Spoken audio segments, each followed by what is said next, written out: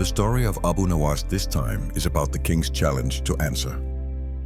A question about which came first, the egg or the chicken. Here is the story. One day, His Majesty the King summoned the guards to announce to the people that the kingdom would hold a public challenge.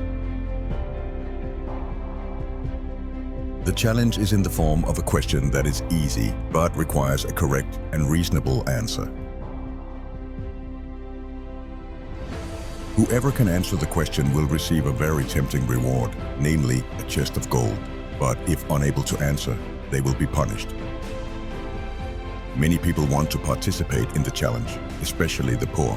Some of them even drool because the reward is great.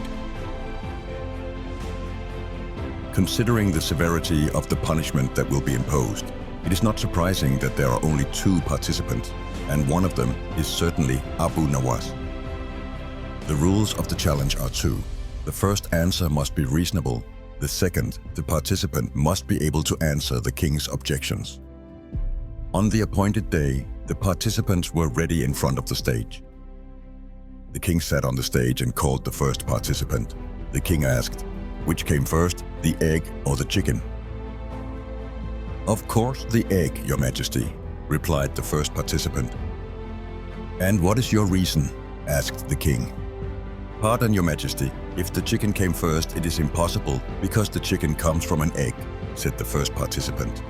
"If that's the case, who incubated the egg?" objected the king. The first participant turned pale, surely unable to answer.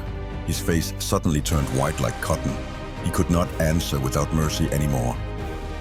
He was put into prison. It was the turn of the last participant. Who else if not Abu Nawas? "Which came first, the egg or the chicken?" asked the king. "What is certain is the egg first, Your Majesty, then the chicken," answered Abu Nawas. "Try to explain your reason logically," said the king. "Want to know? The chicken can recognize the egg, whereas vice versa. The egg cannot recognize the chicken," Abu Nawas explained clearly. The king could only shake his head with Abu Nawas's answer, while thinking, how can the answer be correct and logical?